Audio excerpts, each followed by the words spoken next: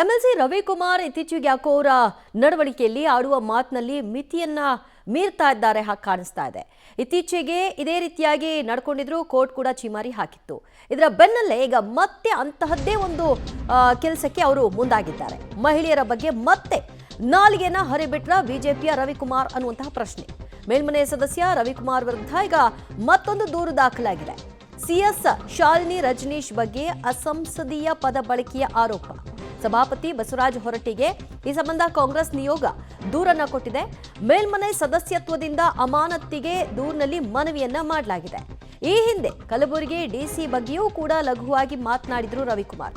ಮೊನ್ನೆ ಬಿಜೆಪಿ ಪ್ರತಿಭಟನೆ ವೇಳೆ ಸಿಎಸ್ ಬಗ್ಗೆ ವಿವಾದಾತ್ಮಕ ಹೇಳಿಕೆಯನ್ನ ಕೊಟ್ಟಂತಹ ಆರೋಪ ಸಂಬಂಧ ಇದೀಗ ಬಸವರಾಜ ಹೊರಟ್ಟಿ ಅವರಿಗೆ ಈ ಸಂಬಂಧಿತವಾಗಿ ಕಾಂಗ್ರೆಸ್ ನಿಯೋಗ ದೂರು ಕೊಟ್ಟಿದೆ. ಅವರ ಮೇಲ್ಮನೆ ಸದಸ್ಯತ್ವವನ್ನು ರದ್ದುಗೊಳಿಸಿ ಅನ್ನುವಂತಹ ಮನವಿಯನ್ನ ಮಾಡಲಾಗಿದೆ.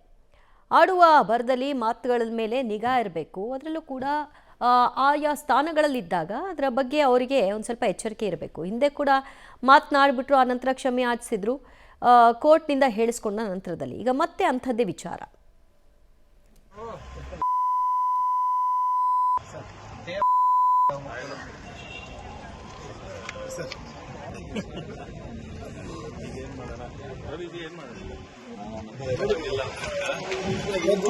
ಈಗ ಒಂದು ಕೆಲಸ ಮಾಡ, ಕಮಿಷನರ್ ಆಫೀಸ್ಗೆ ಹೋಗ್ಬಿಡ, ಹೋಗಿ ನಿಲ್ಲಿಸಿ.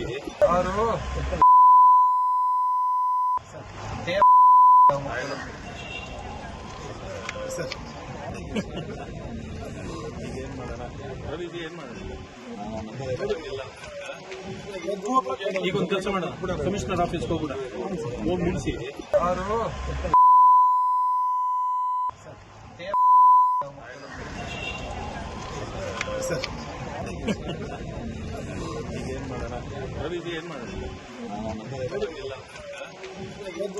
ಈಗ ಒಂದು ಕೆಲಸ ಮಾಡ, ಕಮಿಷನರ್ ಆಫೀಸ್ಗೆ ಹೋಗ್ಬಿಡ, ಹೋಗಿ ನಿಲ್ಲಿಸಿ. ಬಿಜೆಪಿ ಪ್ರತಿಭಟನೆಯನ್ನ ನಡೆಸುವಂತಹ ಹೊತ್ತಿನಲ್ಲಿ ಆದಂತಹ ವಿವಾದಾತ್ಮಕ ಬೆಳವಣಿಗೆ ಇದು. ಅಲ್ಲಿ ಸಿಎಸ್ ಶಾಲಿನಿ ರಜನೀಶ್ ಕುರಿತಾಗಿ ರವಿಕುಮಾರ್ ಒಂದು ಮಾತನಾಡ್ತಾರೆ. ಆ ಶಬ್ದದ ಕುರಿತಾಗಿ ಬೀಪ್ ಅನ್ನ ಹಾಕಲಾಗಿದೆ, ಅದನ್ನ ಕೇಳಿಸೋಕ್ಕಾಗಲ್ಲ. ಅಸಂಸದೀಯ ಪದವನ್ನು ಬಳಕೆ ಮಾಡಿರೋದು.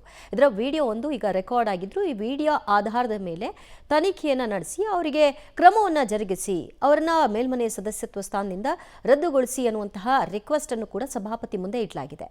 ಕಾಂಗ್ರೆಸ್ ನಿಯೋಗ ಇದನ್ನು ತೀವ್ರವಾಗಿ ಖಂಡಿಸ್ತಾ ಇದೆ. ಮಹಿಳೆಯರ ಬಗ್ಗೆ ಅಷ್ಟೆಲ್ಲ ಭಾಷಣ ಮಾಡ್ತಾರೆ, ಮಹಿಳೆಯರ ಗೌರವದ ಬಗ್ಗೆ, ಮಹಿಳೆಯರ ಘನತೆಯ ಬಗ್ಗೆ ಮಾತನಾಡ್ತಾರೆ. ಅಂಥವರು ಈ ರೀತಿಯಾಗಿ ಸಿಎಸ್ ಬಗ್ಗೆ ಬಹಿರಂಗವಾಗಿ ಹೇಳಿಕೆಗಳನ್ನ ಕೊಡ್ತಾರೆ, ಮಾತನಾಡ್ತಾರೆ ಅಂತಂದರೆ ಇದು ಶೋಭೆ ತರುತ್ತಾ? ಇದೇನಾ ಬಿಜೆಪಿಯ ಒಂದು ಸಿದ್ಧಾಂತ ಅನ್ನುವಂತಹ ಪ್ರಶ್ನೆಯನ್ನು ಈಗ ಕಾಂಗ್ರೆಸ್ ನಿಯೋಗ ಎತ್ತಿದೆ. ಈಗ ಏನು ಸಭಾಪತಿಗಳು ಏನು ಮಾಡ್ತಾರೆ ಈ ವಿಷಯವಾಗಿ ಅನ್ನೋದನ್ನ ಕಾದು ನೋಡಬೇಕು. ಹೇಳಿಕೆ ಕೊಟ್ಟ ನಂತರದಲ್ಲೂ ಕೂಡ ಅವ್ರಿಗೆ ಯಾವುದೇ ಮುಜುಗರ ಇಲ್ಲ ನೋಡಿ, ನಗ್ನಗ್ತಾ ಇದ್ದಾರೆ ಆರಾಮಾಗಿ. ಸಿಎಸ್ ಬಗ್ಗೆ ಮೇಲ್ಮನೆ ಸದಸ್ಯ ರವಿಕುಮಾರ್ ಸಂಸದೀಯ ಪದ ಬಳಕೆ ವಿಚಾರಕ್ಕೆ ಸಂಬಂಧಪಟ್ಟ ಹಾಗೆ ತೀವ್ರ ಆಕ್ರೋಶ ವ್ಯಕ್ತವಾಗ್ತಾ ಇದೆ. ಸೊ ಇದು ಫಸ್ಟ್ ಟೈಮ್ ಅಲ್ಲ, ಹಿಂದೆ ಕೂಡ ರವಿಕುಮಾರ್ ಅವರು ಇದೇ ರೀತಿಯಾಗಿ ನಡ್ಕೊಂಡಿದ್ರು ಕಲಬುರಗಿ ಡಿಸಿ ವಿಚಾರವಾಗಿ. ಆಗಲೂ ಕೂಡ ಅವರು ಆಡಿದಂತಹ ಮಾತಿಗೆ ನಾನು ಕ್ಷಮೆ ಕೇಳಲ್ಲ ಅನ್ನುವಂತಹ ಧೋರಣೆಯನ್ನು ವ್ಯಕ್ತಪಡಿಸಿದ್ರು. ಕೊನೆಗೆ ಕೇಳಬೇಕಾಗಿ ಬಂದಿತ್ತು. ಈ ಬಗ್ಗೆ ಮತ್ತಷ್ಟು ಮಾಹಿತಿ ಕೊಡ್ತಾರೆ ನಮ್ಮ ಪ್ರತಿನಿಧಿ ಸುಖೇಶ. ರವಿಕುಮಾರ್ ಅವ್ರದ್ದು ಇದು ಫಸ್ಟ್ ಟೈಮ್ ಅಲ್ಲ, ಹಿಂದೆ ಕೂಡ ಇದೇ ರೀತಿಯಾದಂತಹ ಬೆಳವಣಿಗೆ ಆಗಿತ್ತು. ಈಗ ಅವ್ರು ಆಡಿರೋ ಬಗ್ಗೆ, ಆ ಮಾತಿನ ಬಗ್ಗೆ ಅವ್ರಿಗೆ ಯಾವುದೇ ರೀತಿಯ ಅಳುಕಿದ್ದ ಹಾಗೆ ಕಾಣಿಸ್ತಾ ಇಲ್ಲ. ಆ ಬಿಹೇವಿಯರ್ನ ವಿಡಿಯೋನ ನೋಡ್ತಾ ಇದ್ರೆ ಖಂಡಿತ ದಿವ್ಯತೆ. ಹಿಂದೆ ಕಲಬುರಗಿಯ ಡಿಸಿ ಅವರ ಬಗ್ಗೆ ಕೂಡ ಮಾತಾಡಿದ್ರು, ಅವರ ಧರ್ಮದ ವಿಚಾರವನ್ನು ಪ್ರಸ್ತಾಪಿಸಿ ಮಾತನಾಡಿದಂಥ ವಿಚಾರವಾಗಿತ್ತು. ಹಾಗಾಗಿ ಈ ಬಾರಿ ಇನ್ನೊಂದು ವಿವಾದವನ್ನು ಅದೇ ರೀತಿ ವಿಶೇಷವಾಗಿ ಸರ್ಕಾರದ ಮುಖ್ಯ ಕಾರ್ಯದರ್ಶಿ ಆಗಿರ್ತಕ್ಕಂಥ ಮಹಿಳಾ ಅಧಿಕಾರಿಯವರ ವಿಚಾರದಲ್ಲಿ ಮಾತನಾಡಿದ್ದಾರೆ ಅನ್ನುವಂಥದ್ದು. ಹಾಗಾಗಿ ಎರಡೂ ಕೂಡ ವಿವಾದಗಳ ಮಾಡಿಕೊಂಡಂಥದ್ದು. ಅಂದರೆ ಇಬ್ಬರು ಕೂಡ ಮಹಿಳಾ ಅಧಿಕಾರಿಗಳ ವಿರುದ್ಧ ಮಾತನಾಡಿ ವಿವಾದ ಮಾಡಿಕೊಂಡಂಥದ್ದು ಪರಿಷತ್ನ ಸದಸ್ಯರಾಗಿದ್ದ ರವಿಕುಮಾರ್ ಅವರು. ಅವರ ವಿರುದ್ಧ ಈಗ ದೂರುಗಳು ಕೂಡ ದಾಖಲು ಮಾಡಲಾಗ್ತಾ ಇದೆ. ಆದರೂ ಕೂಡ ಬಹುಶಃ ಅವರು ಅದನ್ನು ಎಲ್ಲೋ ಒಂದು ರೀತಿಯಲ್ಲಿ ಮಾತನಾಡಿದಕ್ಕೆ ವಿಷಾದ ಅಥವಾ ನಮ್ಮಿಂದ ತಪ್ಪಾಗಿದೆ ಅನ್ನುವಂಥ ಮನೋಭಾವದಲ್ಲಿ ಅವರು ಇದ್ದಂತೆ ಕಾಣಿಸ್ತಾ ಇಲ್ಲ. ದಿವ್ಯ ಜ್ಯೋತಿ, ಥ್ಯಾಂಕ್ ಯು ಸುಖೇಶ್ ನಿಮ್ಮೆಲ್ಲ ಮಾಹಿತಿಗೆ.